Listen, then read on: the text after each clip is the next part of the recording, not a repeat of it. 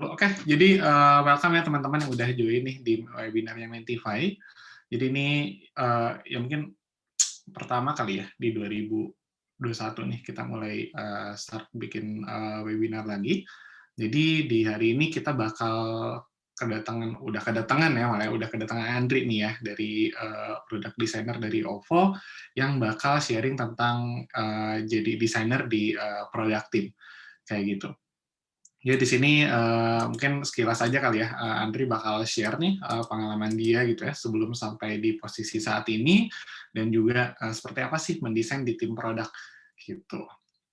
Dan mungkin ini juga cocok banget nih buat teman-teman yang penasaran gitu ya, yang pengen berkarir sebagai ya UX designer atau product designer ya gitu, dan pengen juga memulai karir di bidang ini, atau juga mungkin buat teman-teman yang kerja di agensi ya gitu atau konsultan IT gitu yang emang biasa handle project gitu dan penasaran kalau di produk tuh kayak gimana sih. Nah ini webinar yang cocok banget buat teman-teman seperti itu.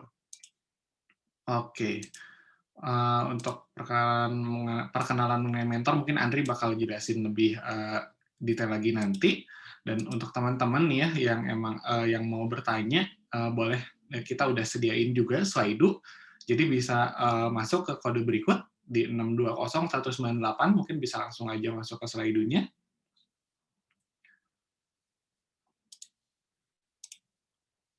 Atau saya share-nya ya.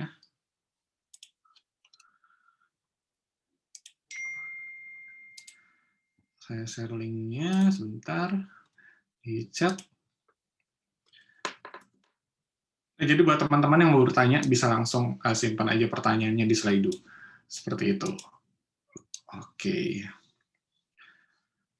Oke, dan mungkin mengingatkan juga ya untuk teman-teman yang join gitu ya, mungkin siapa tahu klik gitu ya bagian mute-nya gitu ya, kalau bisa di unmute biar kita bisa fokus dengerin materi dari pemateri hari ini. Dan juga teman-teman nih yang mau share webinar kali ini gitu ya di sosmednya, itu silahkan banget, kami sangat menghimbau. Dan jangan lupa untuk tag pemateri kita, ada Andri di @andri.rh dan juga tag Mentify ID gitu. Dan juga mungkin yang belum follow keduanya juga boleh, silahkan ya untuk follow, gratis tis. Oke. Ini paid promote ya? Iya, paid promote. Waduh. Ala kita. Oke, mungkin kalau dari saya sih udah gitu aja untuk intronya. Jadi teman-teman welcome ya, enjoy webinar hari ini. Ambil pelajaran sebanyak-banyaknya dari Andri gitu ya, dan juga kalau mau juga gali juga nih sedalam-dalamnya gitu, mumpung orangnya ada di sini kayak gitu. Jadi silahkan untuk bertanya seputar product design ya, mungkin untuk teman-teman yang fresh grade mungkin pingin minta tips gitu ya, kayak gimana nih biar bisa di posisi kayak sekarang gitu ya, itu boleh banget gitu. Dan juga mungkin untuk mau nanya hal-hal lain terkait desain proses gitu ya, itu silahkan. Oke, kalau gitu ready untuk kita mulai ya, Andri ya? Ya, yuk. Oke. Kalau Ready. gitu biar nggak berlama-lama, saya langsung oper aja ke Andri, silakan. Oke, thank you Kang Evan. Oke. Gue coba share screen dulu ya. Oke. Google Chrome, share. Udah ini belum? Udah muncul belum? Udah ya? Aman. Oke. Oke. Bentar. Oke, halo semuanya. Sebelumnya gue mau bilang thank you buat teman-teman yang udah join di sesi sharing ini ya. Dan juga thank you buat Kang Evan karena udah ngasih gue opportunity buat bisa sharing nih ke teman-teman di sini tentang become a designer in a product team gitu. Nah, oke, sebelumnya kenalin, nama gue Andri. Saat ini gue bekerja di OVO sebagai product designer. Nah, mungkin dari judulnya, gue sebenarnya lebih ke sharing aja sih pengalaman gue waktu pertama kali masuk ke UX design gitu. Terus di role sekarang kerjaannya ngapain aja, dan mungkin sharing sedikit tips buat teman-teman yang mau memulai karir sebagai product designer gitu. Nah, oke, mungkin sedikit cerita gitu ya. Dulu pertama kali gue memulai karir itu Oh iya, gue by the way lulusan anak teknik informatika, mahasiswa murtad gitu ya, yang anak IT yang malas ngoding gitu. Nah, waktu itu gue mulai tertarik tentang UI UX design itu waktu apa ya, semester tengah ke akhir gitu kalau nggak salah. Dan waktu itu mungkin UI UX itu belum terlalu rame kayak sekarang ya. Nah, dari situ gue mulai belajar, terus ngulik-ngulik, dan mungkin pada masa itu source buat belajar juga masih kayak terbatas gitu, apalagi yang Indo gitu. Nah, waktu itu gue kayak inisiatif buat ikutan komunitas UXID Bandung. Soalnya kebetulan waktu itu ada kenalan yang join di UXID Bandung gitu, dan ya gue pengen coba ikut lah biar ada teman buat bisa diajak belajar bareng gitu. Dan ketika join di komunitas itu, ya alhamdulillah gitu kayak relasi itu kebentuk gitu. Gue bisa dapat mentor buat belajar, buat ditanyain, terus bahkan gue dapat opportunity buat join di desain agency waktu itu tahun 2018 di Giza Lab sebagai UI designer gitu. Nah, waktu itu gue belajar kayak crafting UI design, terus handle project, tektokan sama klien gitu. Terus tahun 2019, gue join di salah satu desain studio di Purwokerto, di Fikri Studio sebagai UI UX designer. Nah, di sana mostly gue kayak handle berbagai project, terus belajar mentranslate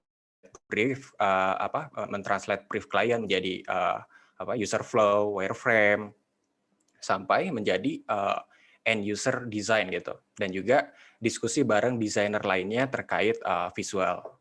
Nah, terus itu kan gue kayak masih kuliah gitu. Nah, waktu itu pas lagi skripsi, kebetulan OVO lagi buka internship gitu, internship product designer. Nah, gue penasaran nih, apa sih product designer gitu? Emang bedanya apa sama UI UX designer yang selama ini gue ini gitu cobain, dan gue coba apply, dan ya alhamdulillah keterima gitu, intern selama 6 bulan. Dan sebagai intern juga juga terlibat di real project gitu, dan akhirnya gue tahu product designer itu ngapain aja gitu sehari-harinya kerjaannya, dan cukup beda ya dengan pekerjaan-pekerjaan gue sebelumnya gitu. Gitu ya, itu mungkin sedikit cerita ya. Oke, terus nah sebenarnya di sesi sharing ini yang pengen gue share ke teman-teman nih. Pertama, product designer itu ngapain sih kerjaannya gitu. Terus mungkin yang ketiga kayak share sedikit tips gitu buat teman-teman yang emang mau memulai karir sebagai product designer gitu di suatu startup misalkan kayak gitu. Jadi goals dari sharing ini ya mungkin teman-teman jadi kebayang gitu kalau kerja di startup atau yang memiliki product team gitu ya khususnya, atau di product base ya, itu kayak gimana secara workflow-nya, terus dan mungkin bisa jadi inspirasi bagi teman-teman di sini gitu. Oke, langsung aja berarti. Nah, jadi apa sih product designer itu gitu? Bedanya apa sih UI UX designer sama product designer gitu? Tadi kan sempat di-mention tuh ada UI designer, UX designer, product designer. Nah, itu menurut gue sebenarnya sama aja sih, cuma title doang gitu. Intinya tetap sama gitu, cuma mungkin beda title-nya itu tergantung dari kebutuhan company masing-masing. Ada yang sebutannya UI UX designer, ada yang sebutannya product design, ada yang interaction designer gitu. Semua company masing.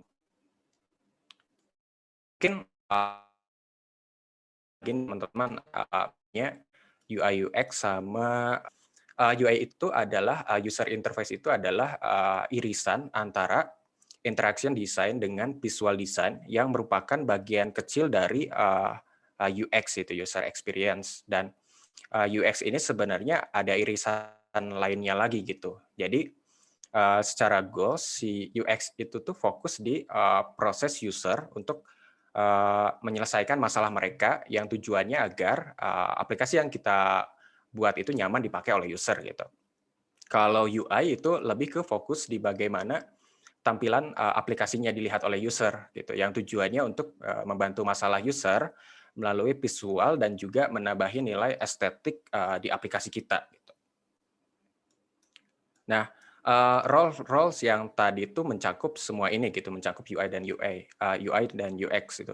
Nah, tadi balik lagi ke kebutuhan company masing-masing.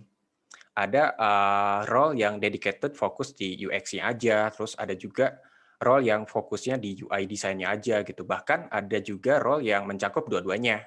Dan di tempat gua gitu, product designer itu mencakup kedua hal ini gitu, kedua hal ini UI dan UX. Nah, itu mungkin sedikit refresh ya tentang bedanya UI sama UX. Nah, terus apa sih yang ngebedain product designer dengan desainer yang lainnya gitu?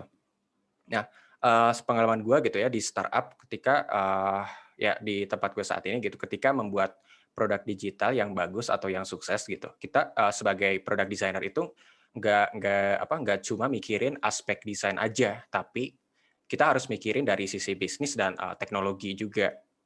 Nah, sebagai product designer, kita juga kerjanya nggak cuma sama desainer lagi gitu, nggak cuma sama desainer lain, tapi kita kerjanya itu bareng sama berbagai vertikal lain atau role-role lain gitu. Kayak contohnya misalkan bareng researcher, product manager, tim marketing, tim bisnis, tim data, dan yang lainnya gitu. Nah, tapi biasanya kita itu seringnya beririsan sama product manager atau PM. Nah, irisannya antara UX atau product designer dengan tim product atau product manager adalah kita itu harus memahami yang namanya konsep product thinking. Jadi di startup itu kayak pemahaman akan product thinking itu cukup krusial gitu, cukup wajib. Nah, sebelum kita kayak ngebahas sedikit tentang product thinking, produk sendiri itu apa sih gitu kan? Produk itu kan apa ya? Produk itu kan things gitu ya, sesuatu yang dihasilkan dari suatu aksi atau proses gitu. Nah, jadi product thinking itu fokus di aksi atau proses ya. Jadi ada tiga entitas yang mempengaruhi aksi atau proses dari terbentuknya suatu produk, yaitu user, bisnis, dan teknologi gitu. Oke, jadi produk itu didefine berdasarkan hasil dari proses antara user dan bisnis, di mana di sisi user biasanya kita bakal berhadapan dengan user problems, user needs, atau yang biasa disebut dengan problem space gitu. Lalu di sisi bisnis adalah what can we give gitu, atau yang biasa disebut dengan solution space, atau solusi apa yang mau kita tawarin ke user. Dan yang menjembatani dan menghubungkan antara si user sama bisnis ini adalah teknologi gitu. Jadi aksi atau proses inilah yang disebut dengan product thinking. Jadi product thinking itu adalah proses journey atau perjalanan dari user problem ke business solution yang tujuannya untuk mengurangi jarak atau gap antara antara user dengan bisnis gitu. Jadi kenapa sih harus di reduce atau harus dikurangi gitu jarak antara user sama bisnis dan apakah product thinking itu penting gitu. Nah, kalau misalnya di startup gitu ya, hal yang paling penting gitu bagi suatu startup supaya tetap berjalan adalah ya produknya sesuai sama market kan. Kalau misalnya dilihat-lihat ya, ya mungkin cukup banyak startup baru yang produknya itu gagal karena ya nggak sesuai sama market gitu. Mungkin contoh kasusnya misalkan user butuh X nih di market secara problem gitu, secara problem space as a whole gitu di market. Tapi dari sisi bisnis atau dari sisi kita, kita mau provide buat bikin produk atau fitur Y gitu. Mungkin reason kenapa bisnis bikin Y, ya mungkin bisa berdasarkan dari banyak alasan. Ya, kayak mungkin contoh dari asumsi atau mungkin dari sisi bisnis, mungkin dengan bikin fitur Y ini bisa ningkatin sukses metrik A misalkan, terus bisa bisa meningkatkan penjualan B atau mungkin ningkatin dari sisi bisnis C misalkan. Nah, itu kan semua masih asumsi gitu. Dan hal ini cukup sering terjadi gitu. Maka product thinking itu bertujuan untuk mengurangi jarak antara solusi apa yang mau dibuat sesuai dengan market yang kita tuju gitu. Sehingga kita tuh desainer ketika mendesain sesuatu, ketika mendesain fitur atau produk itu akan lebih tepat guna atau useful dan memiliki value buat users. Nah, itu mungkin yang biasa disebut dengan product market fit gitu. Karena mungkin akan sangat sayang banget ya ketika kita udah capek-capek gitu bikin dari A sampai Z, ternyata pas rilis ke user, ke market nggak ada yang pakai gitu. Kan sedih gitu.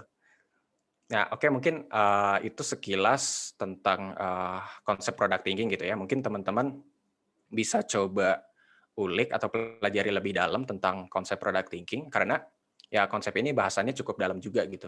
Dan ya ini konsep ini cukup penting gitu buat product designer buat dipelajari gitu. Oke, gue coba lanjut ke poin selanjutnya ya. Nah, terus apa ya? Sebagai product designer itu kerjanya ngapain aja sih gitu? Apakah geser-geser kursor gitu, bikin kotak segitiga bulat? Sebenarnya ya nggak salah juga gitu, cuma ini sebagian kecil dari aktivitas kita gitu. Nah, ini mungkin mau sedikit cerita dulu gitu sebelum gua masuk ke UX design gitu. Kayak gua waktu kayak sebagai user awam kayak suka kepikiran gitu, ketika misalnya pakai apa ya, aplikasi apa ya, misalnya ini deh, Instagram misalkan. Nah, gue suka mikir gitu, nih aplikasi udah oke, terus secara desain dan gue pakai ya gampang-gampang aja gitu. Terus orang-orang di dalamnya itu ngapain aja sih? Nganggur gitu? Apa gimana gitu kan? Ternyata ketika emang gue join langsung gitu ya di product team, ternyata listen learn yang gue dapat ya adalah produk itu nggak akan selesai gitu.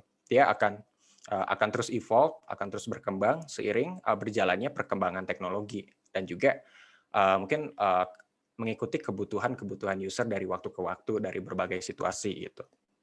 Dan yang cukup berperan penting di sana adalah ya product designer gitu. Nah, kalau misalnya kita balik lagi ke sini ya yang tadi.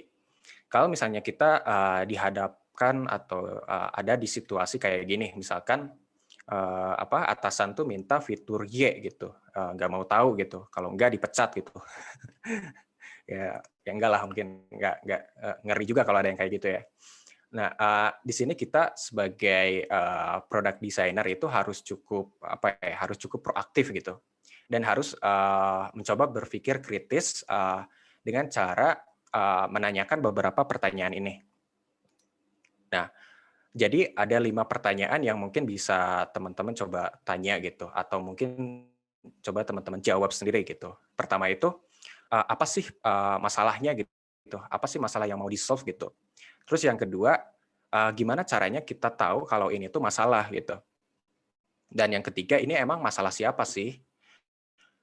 Coba cari tahu ini tuh user kita coba dicari tahu masalahnya apa kayak gitu. Terus yang keempat, gimana ini nyambungnya sama bisnis goal kita gitu? Apa pengaruhnya ke bisnis gitu? Terus yang kelima, gimana caranya kita ngukur suksesnya gitu.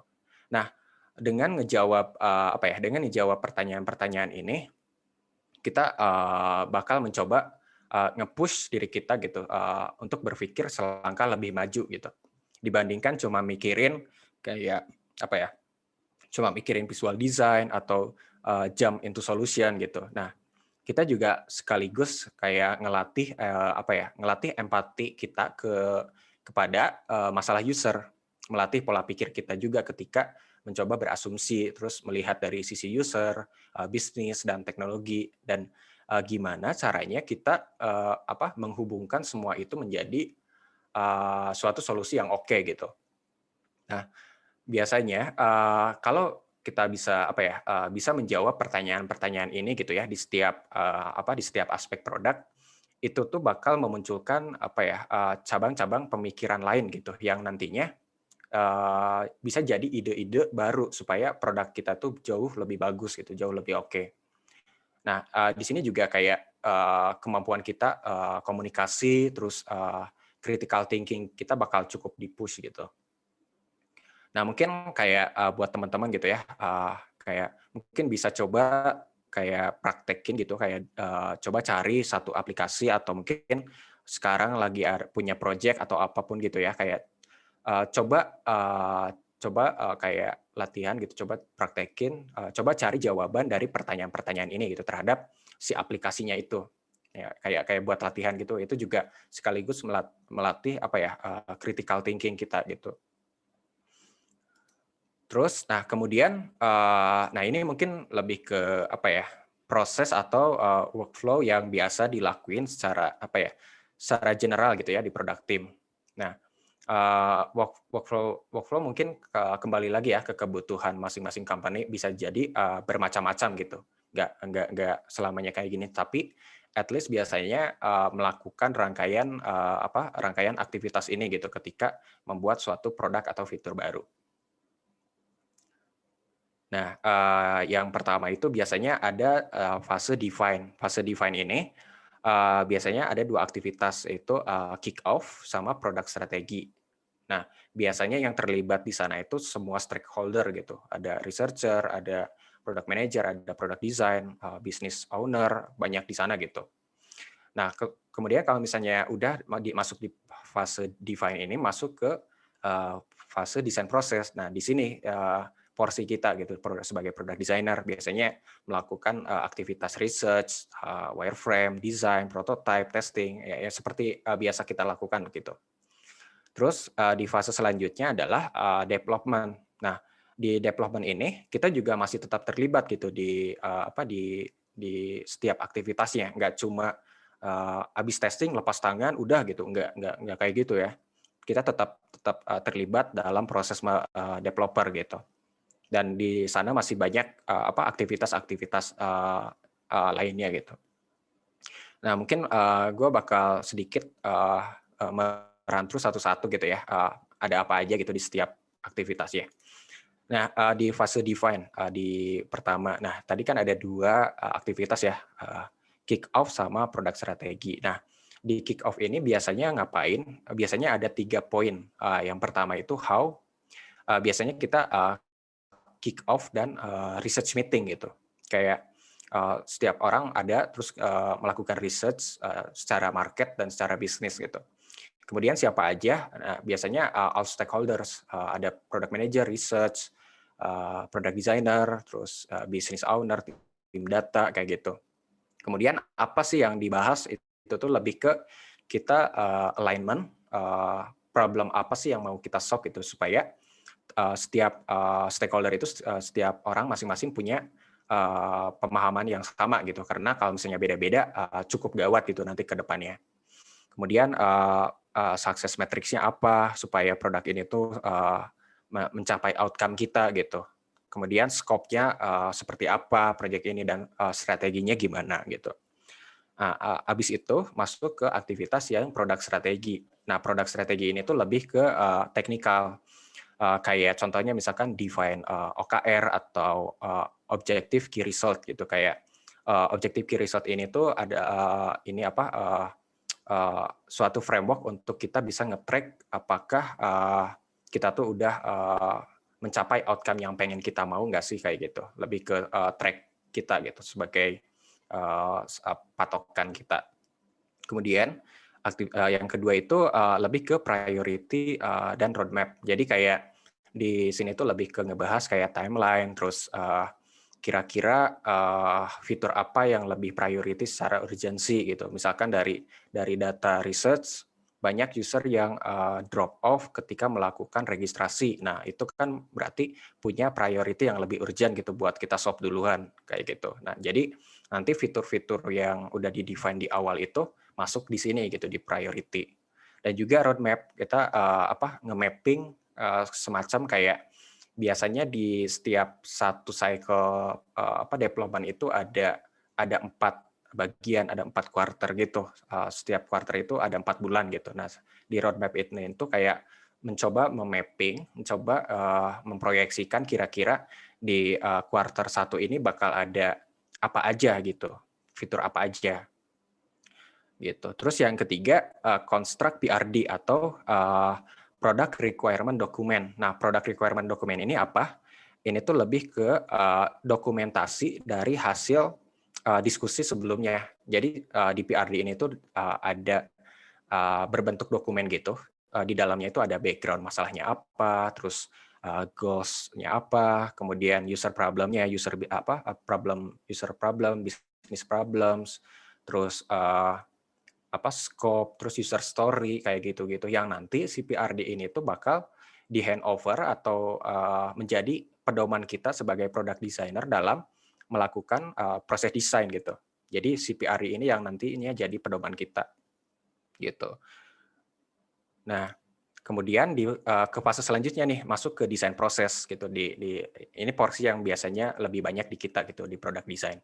Di fase sebelumnya juga sebenarnya kita sebagai product designer tetap terlibat gitu, cuma nggak terlalu terjun porsinya nggak terlalu banyak gitu di sana.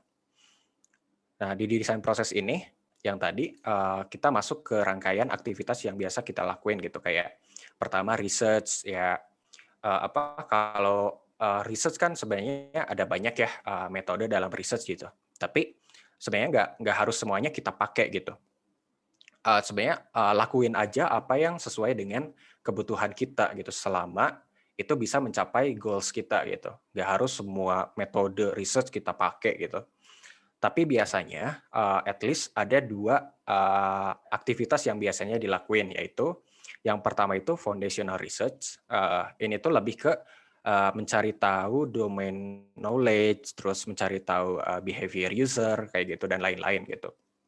Terus yang kedua adalah competitor analysis atau mencoba meresearch pasar sekarang kayak gimana sih kayak gitu. Nah, biasanya kita product designer itu kerja bareng sama researcher di sini. Kita lebih nge-assist, lebih ngebantu kayak gitu.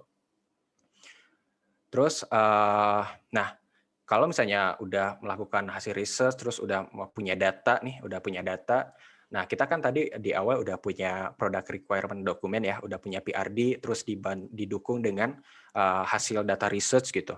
Nah, kita sebagai product designer mencoba mentranslate semua itu menjadi bentuk konseptual gitu. Biasanya kita bikin user flow supaya bisa memapping kira-kira perjalanan user ketika menggunakan aplikasi kita itu bakal kayak gimana. Terus bentuknya biasanya low fidelity. Low fidelity itu tuh presisi yang lebih rendah gitu. Kayak cuma bentuknya tuh kayak sketsa doang gitu. Cuma bentuknya bahkan bisa di kertas aja gitu. Nah, kayak biasanya gue kalau misalnya wireframing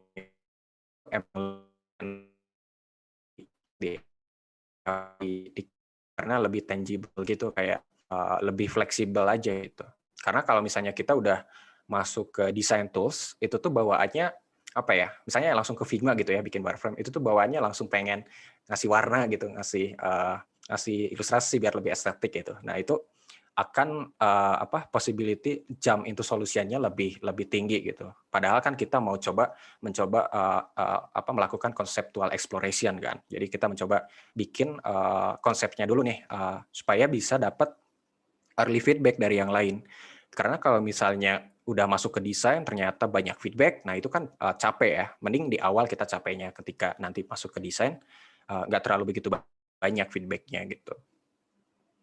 Terus poin selanjutnya ya kita masuk ke tahap desain gitu. Nah, di desain ini lebih ke ya kita udah ngurusin secara visual design gitu. Kita udah mikirin secara hierarki, terus color, text, typography, terus udah kayak mikirin dari sisi principle kayak Gestalt principle, visual hierarchy, proximity, alignment kayak gitu-gitu.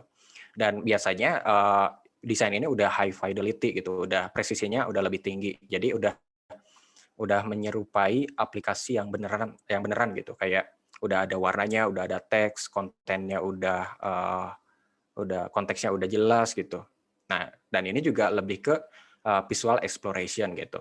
Nah, mungkin sedikit tips buat teman-teman gitu ya, kalau misalnya explore design secara visual gitu. Kalau bisa kita tuh ngedesain itu jangan jangan narrow view gitu. Kayak narrow view tuh kayak sempit gitu. Jadi kita langsung fokus di satu solusi gitu, di fokus satu desain.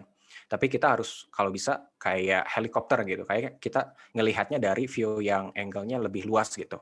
Jadi kita coba explore itu nggak cuma satu versi desain doang gitu, tapi kita bikin 1, 2, 3 bahkan 5 versi gitu, 5 alternatif desain. Karena biasanya ketika kita bikin banyak alternatif desain, itu bisa memunculkan ide yang bisa digabung gitu loh. Bahkan lebih bagus dari konsep yang sebelumnya dibikin gitu. Jadi kalau bisa jangan cuma satu eksplorasi aja. Tahap selanjutnya yaitu prototype. Nah, di prototype ini tuh ya lebih ke kita membuat interaction design gitu, kayak gimana user berinteraksi dengan aplikasi kita. Kita coba mensimulasikan aplikasi kita ketika digunakan kayak gimana. Contohnya misalkan ketika ngeklik button ini, nanti user bakal diarahin kemana. Terus misalkan kalau misalnya ada di halaman ini, user harus ngapain, kayak gitu.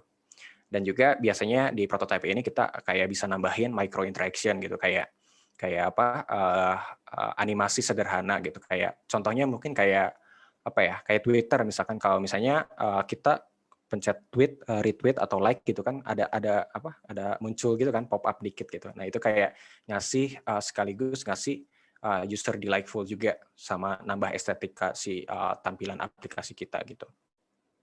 Dan yang ketiga, prototyping ini juga bisa dijadikan sebagai tools buat kita bisa communicate ideas gitu. Kita bisa mengkomunikasikan konsep kita ke orang lain gitu. Nggak cuma ke user, tapi misalkan ke developer, ke researcher gitu. Gimana nantinya aplikasi ini bakal berjalan gitu. Lalu yang terakhir ya sudah pasti yang wajib ya testing gitu. Karena kalau kita udah ngedesain aplikasi nggak dites dulu, langsung main develop aja gitu, itu kan cari mati ya, gawat juga gitu. Nah biasanya di testing ini ya ada banyak juga metode buat melakukan testing gitu, kayak banyak banget lah metodenya. Cuma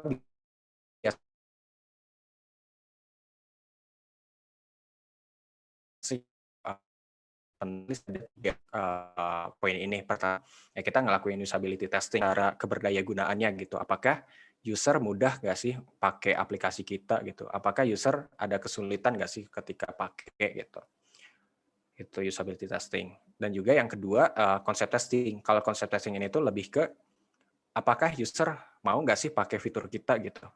Gitu. Jadi kayak bedanya kalau usability keberdaya gunaannya, apakah user bisa pakai, kalau konsep testing apakah user mau pakai gitu. Nah biasanya konsep testing ini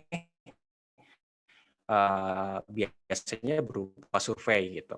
Nah terus yang ketiga design validation. Kalau ke secara kuantitatif gitu, secara target usernya lebih luas. Jadi kita mau cari data by numbers gitu, by angka. Jadi kalau yang poin 1, 2, usability testing sama konsep itu lebih ke kualitatif, mau mencari secara behavioral. Kalau yang design validation ini tuh lebih secara kuantitatif atau secara numbers. Karena biasanya kita perlukan supaya kita bisa present ini ke stakeholder lain gitu. Karena kalau misalnya udah data numbers itu lebih mudah untuk diterima gitu. Kayak gitu. Nah, itu mungkin rangkaian desain proses yang ya mungkin secara general yang biasa dilakukan sebagai product designer gitu. Kemudian, nah kita masuk ke fase development gitu. Tadi kan kita udah ngelakuin research, wireframing, produk design, prototyping, terus testing. Nah, abis itu kan kita harus coba develop nih, coba diimplementasikan gitu. Nah, ada beberapa aktivitas yang ada irisannya sama desainer gitu di fase development ini. Nah, karena kita nggak cuma habis testing terus handover terus beres itu, tapi kita juga tetap ikut di fase development ini. Nah, biasanya ada 4 aktivitas yang dia lakuin gitu biasanya ya. Mungkin ini balik lagi ke masing-masing company, bisa aja ada yang beda gitu. Nah, yang pertama itu design review with tech gitu. Kita bakal coba design review bareng developer. Nah, design review ini cukup penting sih dan cukup challenging juga karena kita akan present desain kita ke developer gitu. Nah, cara berkomunikasi kita di sini tuh cukup diuji gitu, karena di sini kita bakal sering di-challenge, soalnya developer itu biasanya cukup kritis ya. Even kayak pertanyaan kenapa button-nya ditaruh di bawah, terus kita jawabnya nggak tahu, feeling enak aja gitu dilihatnya. Wah, kalau jawabnya gitu, amuk masal nih sama developer gitu ya, desainernya. Nah, pertanyaan simple tapi itu cukup sulit buat dijawab kalau misalnya kita ngedesainnya itu tanpa design decision, nggak punya reason, kayak that's why kita ngedesain itu harus penuh dengan pertimbangan dan udah melakukan validasi gitu kayak user langsung. Misalnya nih yang tadi ya, misalnya ditanya sama developer, kenapa button-nya di bawah, kenapa nggak di atas aja gitu. Nah, mungkin kita bisa jawab kenapa ditaruh di bawah, soalnya secara guideline ketika button ini ditaruh di bawah, mungkin user lebih mudah untuk nge-reach-nya, secara reachability jauh lebih tinggi gitu. Dan dengan button ada di bawah, intention user akan lebih aware kalau button CTA ini tuh adalah main action dia di halaman ini gitu. Dan kita juga udah validate nih ke user, ketika kita kasih tasknya, dia bisa tuh menyelesaikan tasknya dengan mudah dan cepat gitu. Nah kan kalau jawabnya gitu enak ya, adem ayem gitu sama developer kan, nggak kayak tadi gitu bisa bisa ribut desainer sama developer. Nah, design review ini juga sebenarnya ngebantu kita desainer untuk melihat dari sisi developer gitu. Ternyata apa ya, secara implementasi gini. Terus misalkan ada case di mana ini nggak bisa nih diimplement, susah misalkan kayak gitu.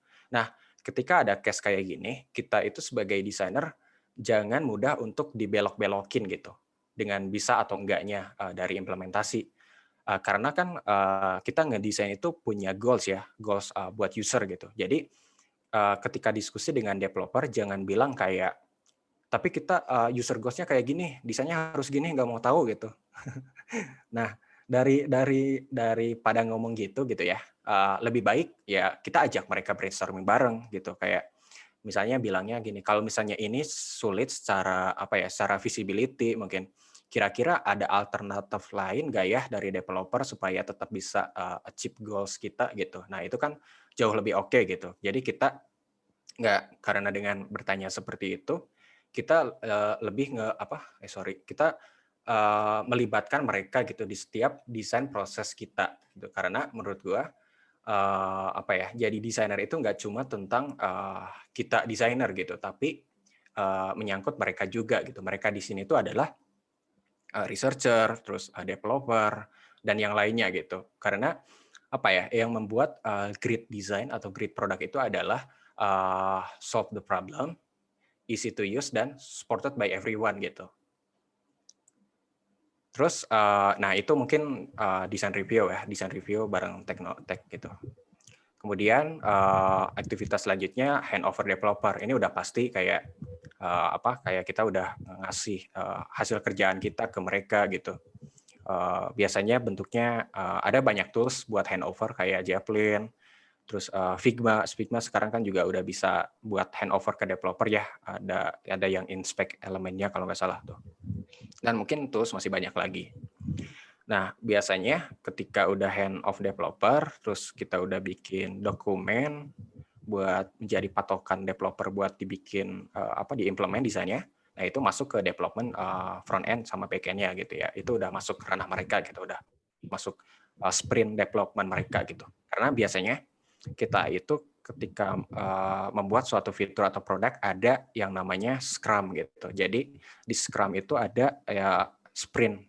Jadi sprint itu tuh adalah cycle development. Biasanya satu sprint itu 2 minggu itu.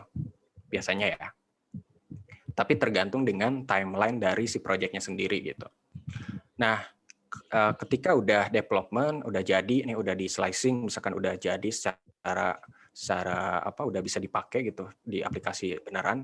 Nah, kita nggak cukup di situ doang, kita juga ikut terlibat di QA, desain QA namanya. QA itu quality assurance. Jadi kita bakal ngecek hasil pekerjaan dari development, hasil pekerjaan dari developer secara secara desain aja gitu, kayak apakah ini fontnya udah bener kah, atau kayak paddingnya, terus line height-nya, terus misalkan ada yang belum sesuai nih sama desain kayak gitu. Nah, itu bisa dijadiin iterasi buat sprint selanjutnya gitu, buat enhancement atau improvement gitu. Gitu guys. Nah, mungkin itu sekilas tentang proses workflow di dalam suatu product team gitu. Yaitu mungkin secara general ya bisa jadi setiap company itu punya workflow ya masing-masing gitu, tergantung dari kebutuhan masing-masing company. Nah, kita ada juga yang namanya collaboration with design team. Nah, tadi kan kita udah ngebahas tuh kita kerja bareng developer, researcher dan yang lainnya. Nah, kalau ini lebih ke gambaran proses ketika kita berkolaborasi dengan desain tim gitu. Gimana sih tektokannya? Biasanya desain tim ini tuh mencangkup ini. Nah, biasanya ada product designer, terus researcher, UX writers, terus illustrator gitu. Nah, di sini tuh ada kayak gambaran aktivitas ketika desain tim mengerjakan suatu project. Ada 3 fase. Pertama itu fase ideation. Nah, di fase ideation ini tuh kita sebagai product designer biasanya ngelakuin ideation, user flow, bikin DRD. DRD itu design requirement document. Jadi kita tuh nggak cuma ngedesain, tapi kita membuat dokumentasi proses desain kita dari end to end gitu. Terus bikin wireframe kayak gitu-gitu lah di fase ini. Nah, at the same time kita juga ngelakuin review bareng sama researcher gitu.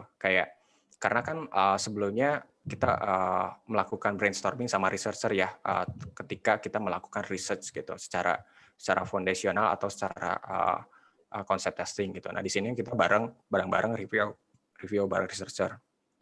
Nah, tadi kan kita udah bikin wireframe. Nah, di satu sisi kita juga tektokan bareng UX writer nih, kayak kita brainstorming bareng buat wording consult kira-kira ketika kita mau bikin konten ini supaya bisa ke deliver ke user secara gampang gitu ya. Nah, itu biasanya tektokan bareng UX writer gitu.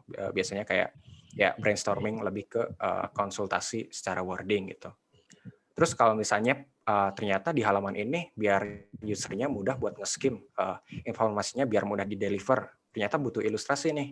Nah, di situ kita kayak konsult juga ke ilustrator buat kira-kira ilustrasinya ini biar mudah gitu, biar sesuai dengan konteks gimana gitu. Nah, itu kita konsult ke ilustrator gitu. Nah, abis itu kalau misalnya ideation udah beres, kita masuk ke fase design and validation. Nah, di design and validation ini kita ngapain sih product designer? Nah, yang pastinya kita udah mulai nge-create UI, udah mulai ngebikin secara high fidelity, terus bikin prototyping.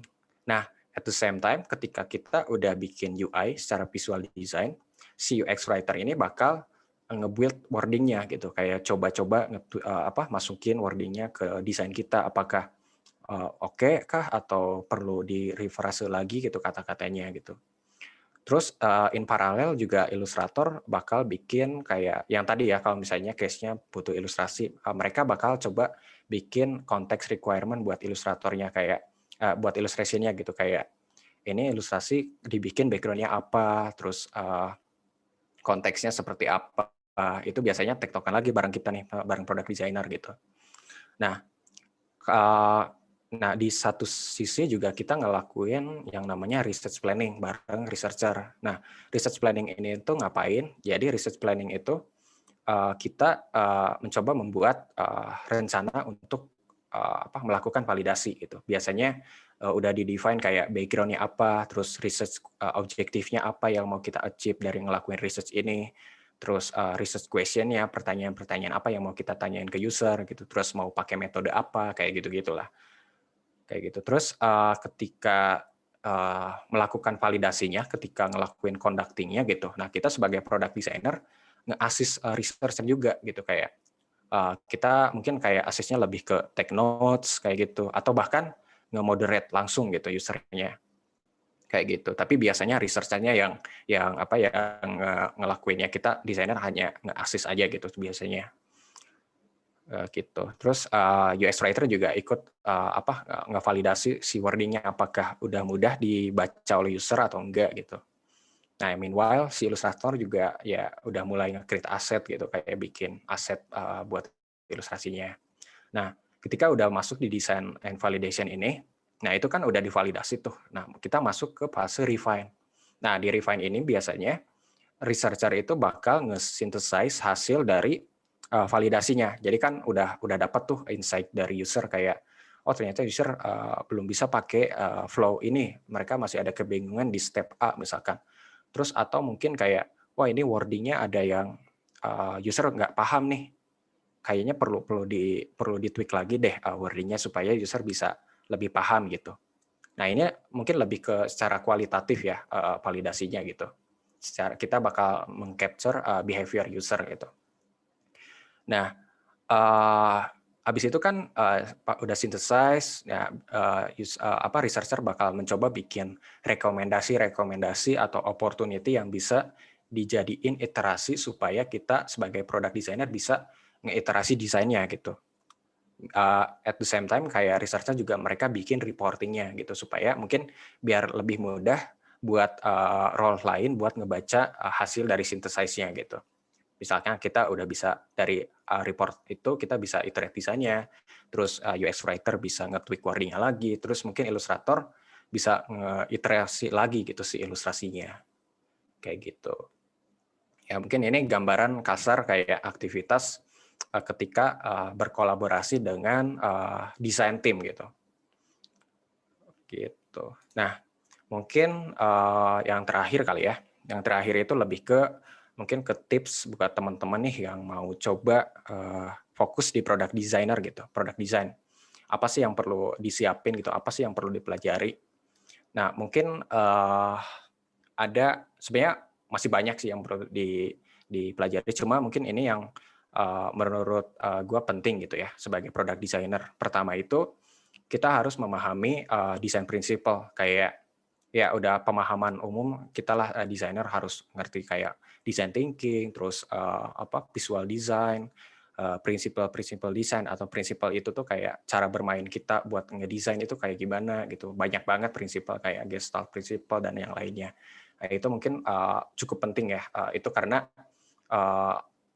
skill crafting-nya itu ya mungkin bisa dipelajari di poin nomor 1 ini gitu. Kita harus memahami desain prinsipal.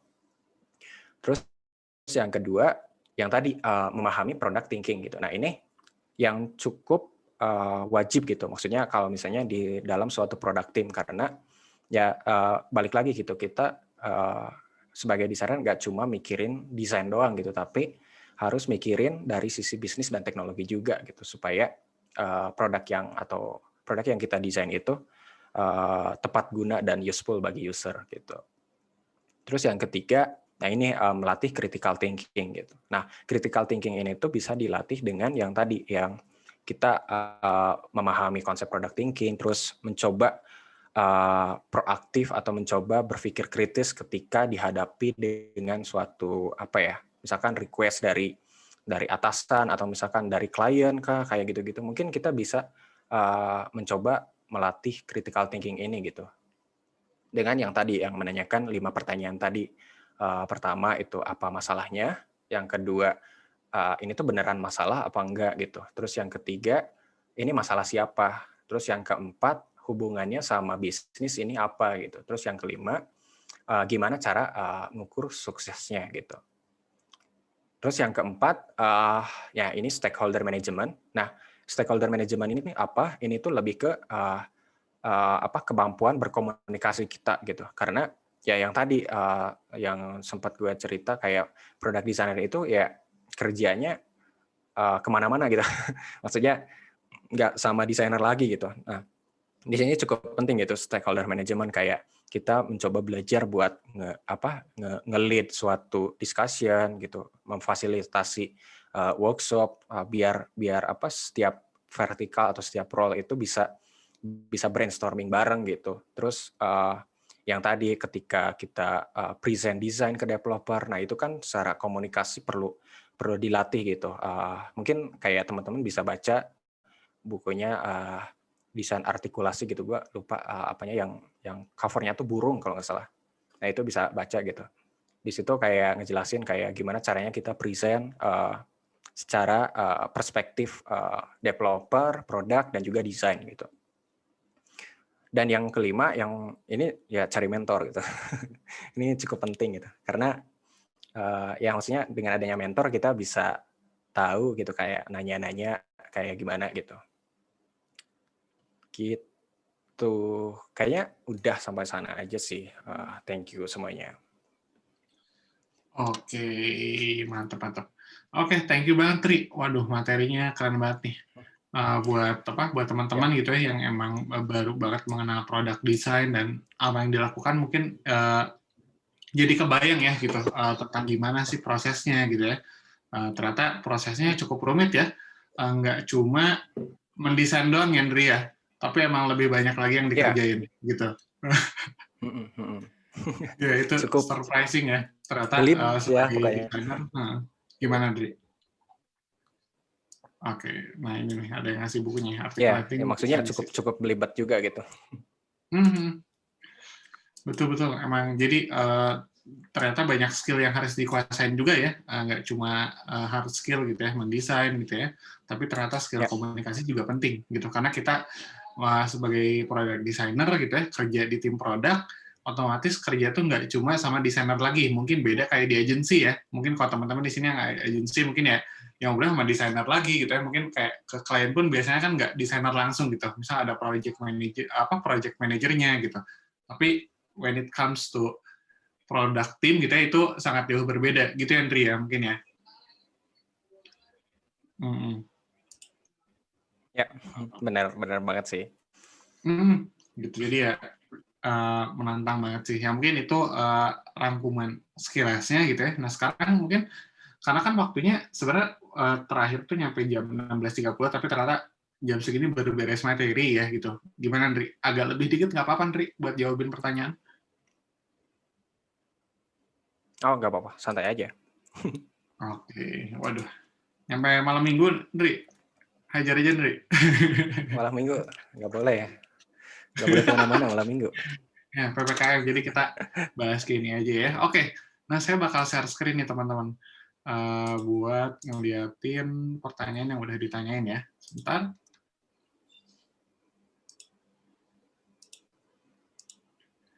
Oke. Wait.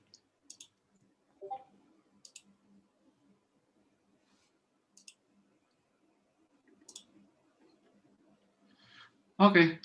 Nah, oke, ini ada pertanyaan dari Anonymous, Dri.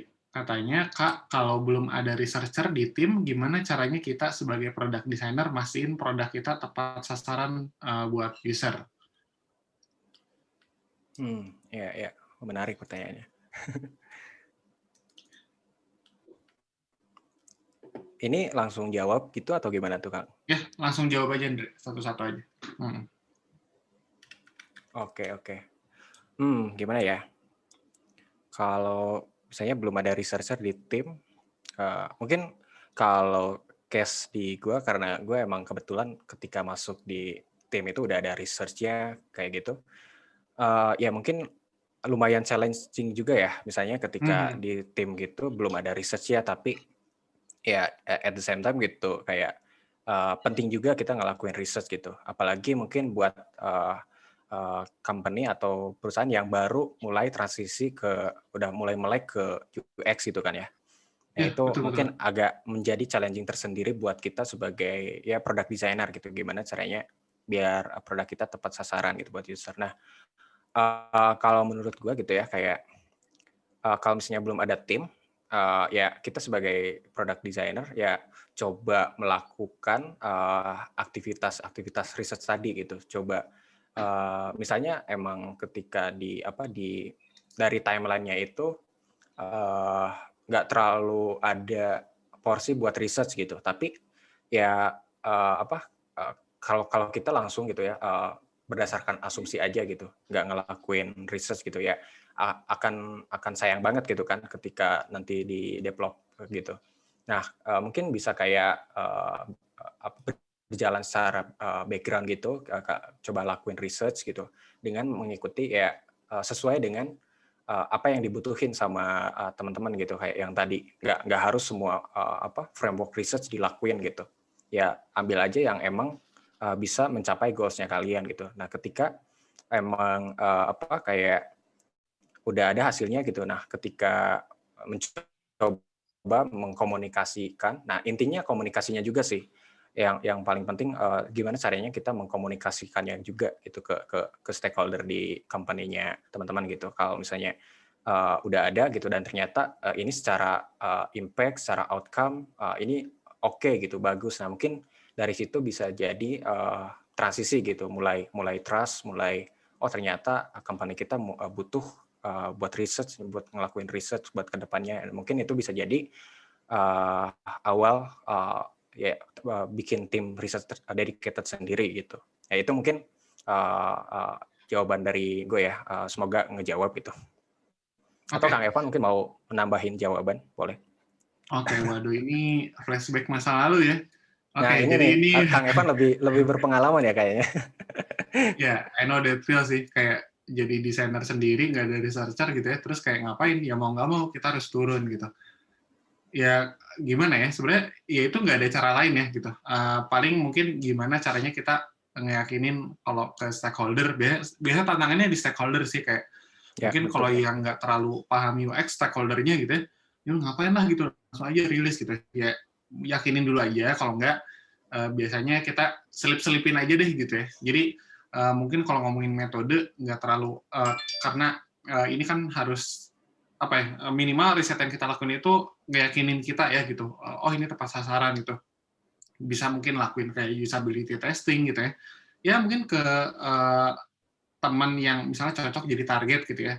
Karena mungkin kalau nyari orang lagi secara yang misal kayak karakteristiknya cukup spesifik dan nggak kita kenal mungkin agak repot juga ya gitu. Tapi misalnya kalau ternyata ada waktunya, silakan gitu kayak gitu. Cuma kalau nggak ada waktu biasanya mungkin bisa andelin aja orang di sekitar gitu ya. Yang penting cocok dengan target usernya.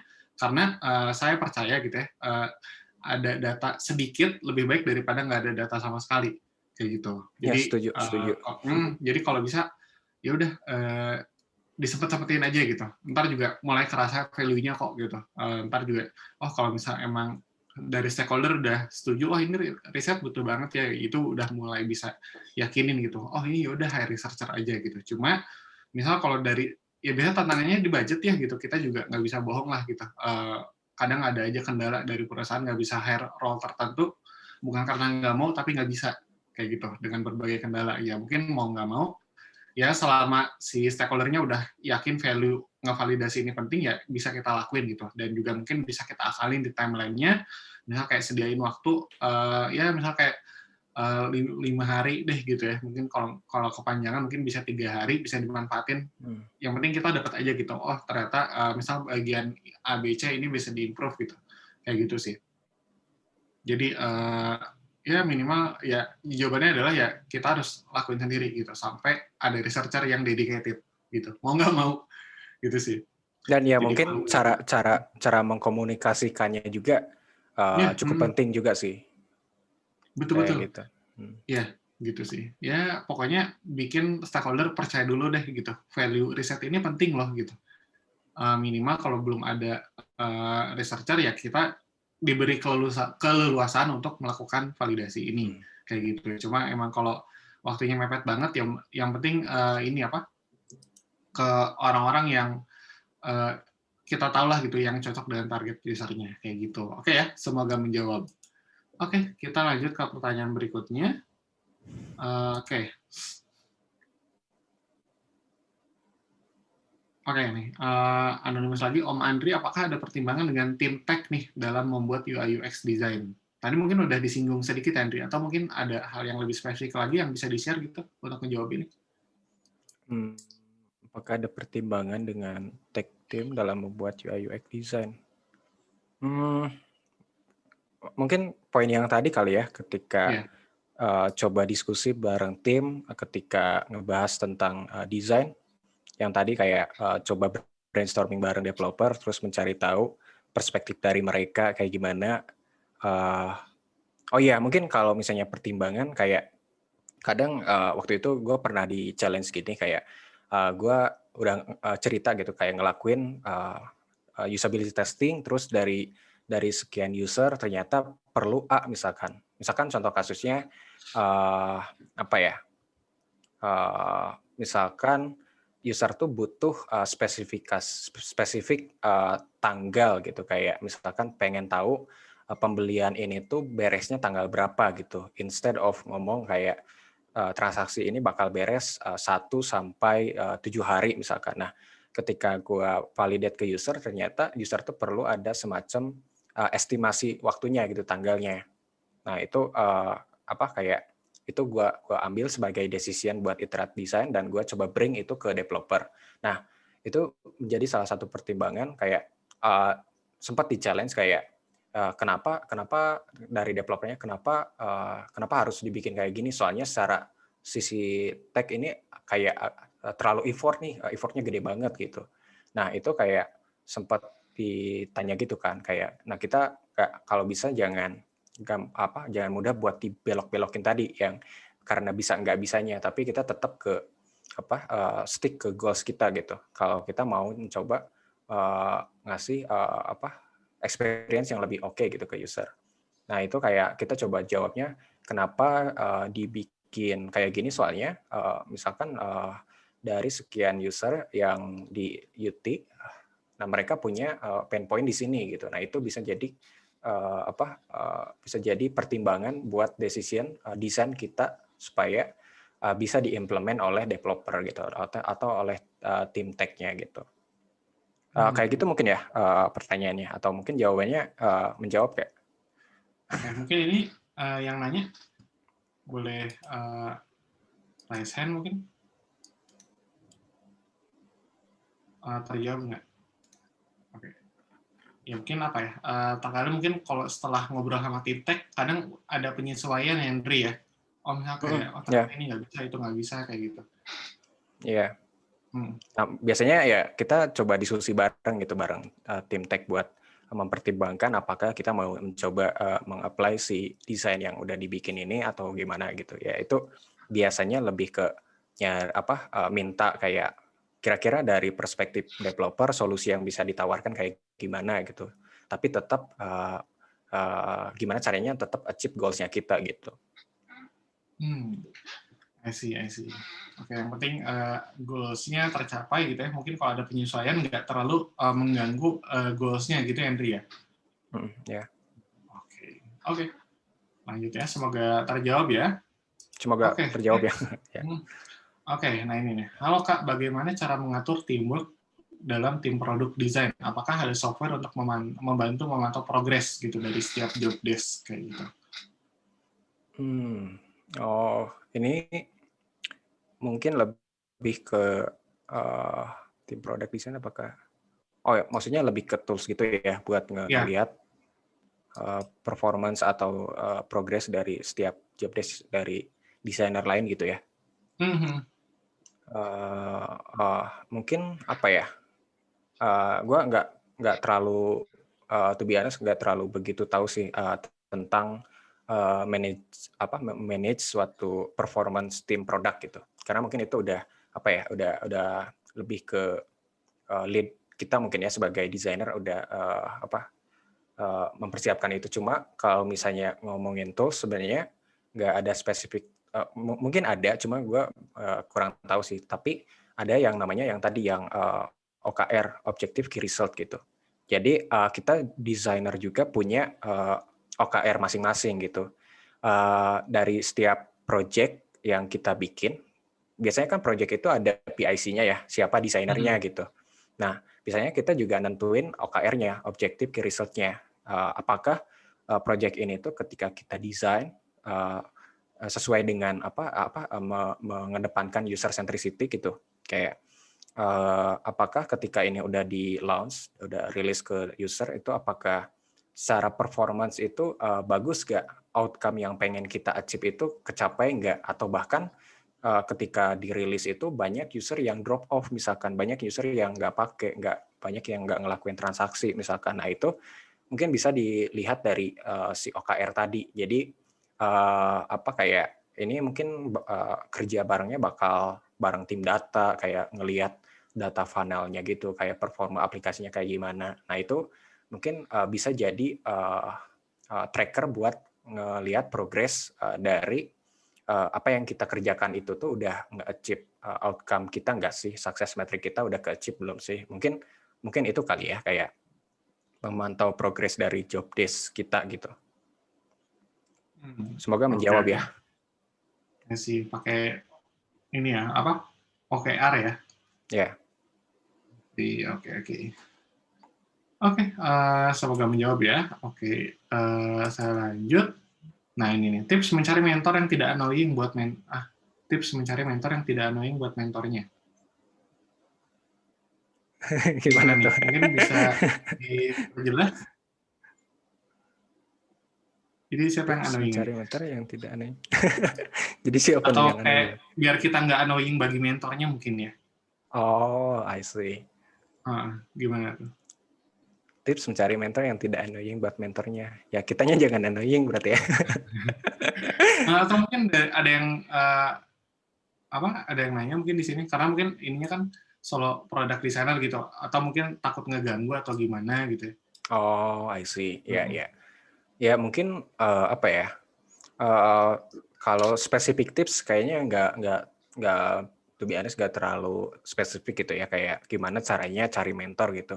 Cuma mungkin kayak kalau misalnya case-nya emang teman-teman kayak solo product gitu, solo product designer di kantor, kayak nggak ada temen buat atau nggak ada orang yang bisa ditanya gitu ya.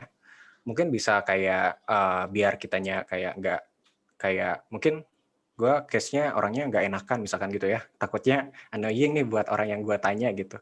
Mungkin bisa kayak cari coba teman dekat gitu yang emang sama-sama belajar bareng tentang product design gitu ya. Mungkin bisa dari situ, kayak nggak langsung cari nggak langsung kayak mentor yang udah jago gitu, udah oke gitu, tapi mungkin dari sama si teman ini ketika belajar bareng ternyata bisa banyak listen learn yang didapat gitu sesama teman gitu. Jadi kayak mungkin dari orang-orang terdekat aja dulu gitu, kayak kalau misalnya emang dirasa takut annoying buat si mentornya gitu. Atau mungkin kayak ikutan course gitu, course online atau bootcamp gitu kan. Kayak mungkin itu bisa dijadiin wadah buat kita nyari mentor juga gitu. Atau yang tadi juga kayak ikutan komunitas gitu, misalnya UXID misalkan kayak gitu. Nah itu kan kayak gue juga nemu mentor tuh di sana gitu, dan ya biasanya mentor kayak nggak masalah juga gitu. Ada orang yang nanya gitu, malah kalau menurut gue sih senang-senang aja gitu ada orang yang nanya gitu. Karena nggak cuma ngebantu orang, tapi melatih kita juga gitu. Kita juga belajar lagi gitu. Gitu sih, semoga menjawab. Oke. Ya mungkin kalau dari saya sih ya menyesuaikan waktu aja sih gitu ya dengan si mentornya Itu. gitu ya. Gitu. Ya mungkin sebenarnya agak tricky juga ya kalau misalnya kita kayak punya mentor tapi sebenarnya nggak ada ikatan tertentu ya, misal kayak agak susah juga karena mentor juga ada keterbatasan, misal kayak waktu gitu ya, nggak bisa dihubungi setiap saat gitu ya. Mungkin cara yang bisa dilakukan biar kita punya mentor dan kita nggak ngerasa bersalah gitu ya mungkin ya bisa dengan ikut bootcamp, karena biasanya di bootcamp gitu juga kan ada mentornya gitu yang emang udah dedicated gitu untuk ditanya-tanya, itu juga bisa ngebantu gitu. Dan yang Mintify juga kita juga nyediain yang kayak gitu juga gitu, mungkin kalau teman-teman ikut bootcampnya gitu. Oke, lanjut ya. Kemudian ini nih, Kak Andri, pernahkah hasil dari UX research berbeda gitu dengan apa yang udah ditentukan di PRD? Pernah nggak, Andri? Oh ya, menarik, pertanyaan Hasil bagus. riset. Ya, nah ini juga cukup sering terjadi gitu, ketika yang tadi kan PRD itu come up-nya dari output hasil dari project strategi kan. Jadi dari tim, misalkan dari tim stakeholder mau bikin fitur A, karena by hypothesis mungkin ini bisa ningkatin dari success metric A misalkan. Nah, ketika di lapangan gitu ya, ngelakuin research, ternyata apa yang ada di PRD itu nggak sesuai dengan yang tadi yang market butuhin gitu dari sisi problem space-nya gitu. Nah, itu itu sering terjadi, bahkan kayak pernah gitu kayak hasil research nggak sesuai sama PRD gitu. Nah biasanya cara menyikapi hal itu biasanya kita itu coba kayak ya yang tadi hasil researchnya kita coba kita synthesize dulu, terus kita bikin report supaya setiap orang enak buat baca gitu. Nah biasanya kita kayak undang semua stakeholder gitu, kayak coba kita sampein dari perspektif user, kayak secara market kayak gini gitu. Dari PRD ternyata ada beberapa fitur yang perlu di adjustment lagi nih, atau bahkan solusi yang udah dibikin di PRD ternyata nggak menyelesaikan masalah. Mungkin harus mencari mungkin solusi ini kurang tepat gitu. Mungkin ada alternatif solusi lain yang bisa dicari gitu. Nah, bahkan ketika ada case kayak gitu, terus dilihat dari data secara numbers gitu ya, ternyata bahkan ada yang diganti gitu. Maksudnya solusinya mencoba dieksplor lagi gitu. Instead of dari PRDA mungkin coba di rollback lagi gitu di step kembali ke step sebelumnya, kita coba diskusi lagi gitu secara strategi, kira-kira solusi secara research kayak gini, kira-kira solusi apa ya yang fit to market gitu, fit to user problems kayak gitu. Gitu sih, semoga menjawab ya. I see. Berarti emang apa ya, yang udah dituliskan di PRD itu bisa aja berubah ya, Andri ya, gara-gara riset bisa. temuan riset yang dapetin sama researcher ya. Iya, karena biasanya isi dari PRD itu tuh lebih ke MPV-nya gitu, kayak minimum valuable product-nya gitu. Jadi nggak secara menyeluruh semua fiturnya itu bakal nge-solve problem dari user gitu sih. Iya. I see. Ini dari Kak Fendi nih, berarti yang ada di PRD masih dibilang berupa asumsi. Ya, bisa dibilang kayak gitu ya, mungkin, Tri? Bisa jadi kayak gitu. Gitu. Jadi ya, mungkin apa yang ada di PRD masih hipotesis, asumsi dari stakeholder, ya di situ riset bermain gitu. Oh, ternyata yang kita temuin kayak gini loh gitu. Jadi fleksibel ya gitu. Tapi ini menarik sih. Kayak pernah nggak dari kayak si stakeholder-nya denial gitu, kayak enggak kok, ini kita udah yakin banget gini nih gitu. Itu pernah nggak? Atau kayak ya udah ngikutin aja hasil riset gitu? Ya pernah sih. Dan itu kita sebagai product designer kayak galau gitu. Kayak dari sisi user nggak ada nih yang mau pakai gitu. Di satu sisi misalkan ya maksudnya di nggak tahu ya mungkin secara general gimana, cuma kalau di case gue gitu kayak ada satu event yang biasanya di event itu tuh kita ngebahas kayak deal-nya produk ini apa yang bakal di-develop gitu. Biasanya kalau udah masuk ke event itu mau nggak mau gitu ya, biasanya harus di-develop tuh. Mungkin secara market, secara bisnis lainnya gitu. Ternyata ketika di case kita gitu, gue nggak tahu apakah itu research-nya marketnya di luar negeri atau di kita gitu, gue nggak tahu, karena biasanya ya buat nentuin fitur itu kita ada yang namanya North Star-nya gitu loh, kayak patokannya itu bermainnya nggak sempit gitu, maksudnya lebih luas gitu. Misalnya patokan kita North Star-nya ke app luar misalkan, ternyata di market sana fitur ini tuh sukses nih, ternyata ketika di market Indo di kita ternyata enggak gitu, karena emang behavior usernya beda gitu kan. Nah, ya itu ketika udah masuk ke yang event itu, ya mau nggak mau agak sulit juga gitu buat nge-tackle-nya. Nah, biasanya cara nge-handle-nya itu kita tuh mencoba membuat seminimum mungkin gitu fiturnya, seminimum mungkin, se-effortless mungkin gitu. Jadi kita coba bikin seminimum mungkin, terus kita coba rilis nih ke user, ternyata dari hasil data, ini banyak nih kayak gitu kan, banyak yang nggak pakai gitu. Dan itu bisa jadi kita bisa pushback lagi gitu ke si business owner-nya kayak gitu. Ternyata di market kita tuh fitur ini nggak oke nih. Mungkin instead of pakai solusi ini, mungkin kita coba cari solusi lain Tapi cari solusi lainnya itu nggak dari berdasarkan asumsi lagi gitu, tapi kita coba cari dari berdasarkan data gitu, dilihat dari data lagi gitu. Itu sih. Semoga menjawab ya. Oke. Oke, menarik, Ndri. Oke, nah ini juga ada tambahan nih. Berarti PRD-nya harus direvisi lagi nggak, Ndri? Atau kayak ya udah keep it as it is aja gitu? Itu mungkin urusan PM ya gitu, cuma nggak tahu deh. Ya, biasanya itu biasanya yang nge-construct atau ngebikin PRD itu PM sih biasanya, product manager. Ya, biasanya ya yang tadi kalau misalnya emang perlu ada penyesuaian, ternyata dari hasil riset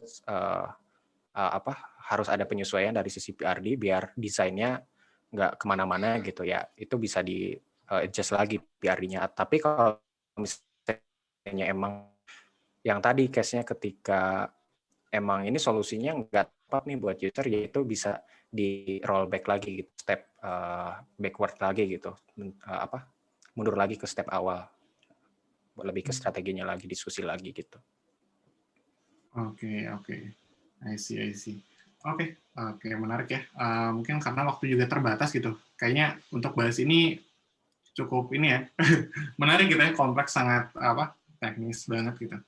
Oke, mungkin satu pertanyaan lagi kali, Andri, sebelum kita akhiri, dan mungkin untuk pertanyaan-pertanyaan yang belum kejawab, mungkin boleh. Bisa tanya Andri langsung mungkin ya di Instagramnya Andri kali ya, atau mungkin di LinkedIn ya, Andri. Bisa di-approach di mana, Andri, kalau LinkedIn? Boleh. Oke, LinkedIn mungkin sama ya namanya ya? Bisa di IG, bisa. IG juga bisa gitu. Oke, mungkin sama ini juga, ya. One last question ya. Oke, ini PRD. Nah, kalau sebagai product designer tunggal dan company menuntut production harus cepat, apakah all design proses tetap harus dilakukan? Apakah ada solusi lain?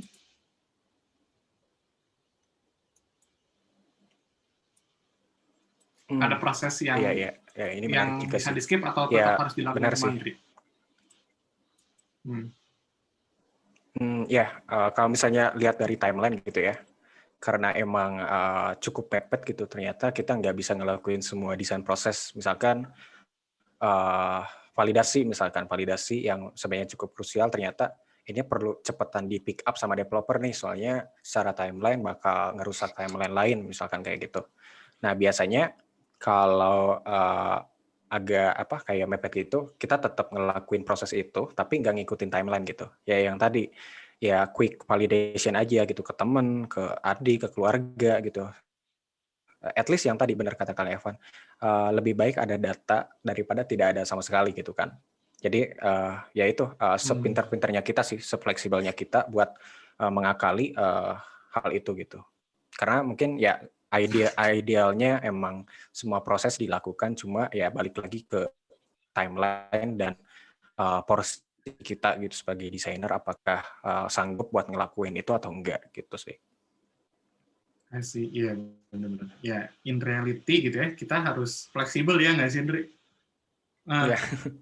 Ya terkadang mungkin ya yang kita tahu by teori ini harus dilakuin ABC, cuma ya terkadang ya kita harus improve dan menyesuaikan dengan keadaan ya, gitu. Karena kalau udah ngomongin dengan constraint, betul.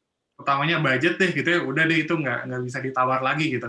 Ya udah lakuin apa yang bisa kita lakuin dengan concern kayak gini gitu sih. Ya pasti apa ya, teori yang kita dapat tuh pasti kita harus modifikasi sesuai dengan kebutuhan sih jatuhnya. Setuju sih. Oke ya, mungkin untuk Q&A-nya kita akhiri gitu ya. Mungkin untuk teman-teman yang pertanyaan yang belum kejawab bisa langsung approach Andri aja di sosial medianya Andri gitu ya. Kalau misalnya masih belum puas silakan. Oke, dan mungkin sebelum saya close, saya juga ada beberapa informasi. Sebentar ya.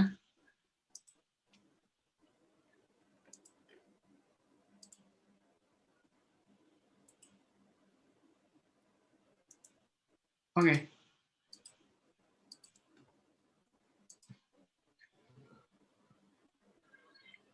Oke, nah jadi informasi yang pertama adalah Mentify bakal ngeluarin online course. Jadi online course ini sifatnya kayak pre-recorded ya, belajar mandiri tentang produk desain. Jadi di sini ntar bakal dibahas lebih lanjut nih ya tentang produk desain gitu ya, kayak seperti apa prosesnya gitu, lebih lengkap, jauh lebih lengkap dari materi yang udah dijelasin Andri hari ini ya gitu. Ini mungkin masih kulitnya ya Andri ya, bisa jadi ya gitu. Jadi ntar Andri bakal bahas lebih detail di online course ini.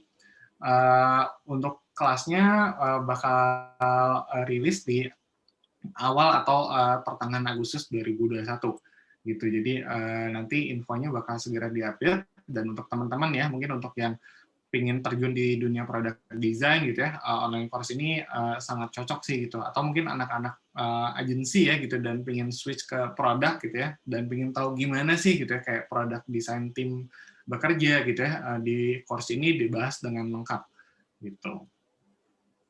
Oke, jadi ya untuk teman-teman gitu ya yang mau belajar lebih dalam mengenai product design gitu ya, bisa ntar mungkin bisa beli course ini. Jadi course ini aksesnya selamanya ya gitu. Jadi teman-teman jangan khawatir, ketinggalan ini bisa diakses kapan aja gitu, nggak ada deadline, nggak ada apa gitu ya. Jadi teman-teman bisa langsung belajar sesuai dengan waktunya teman-teman sendiri.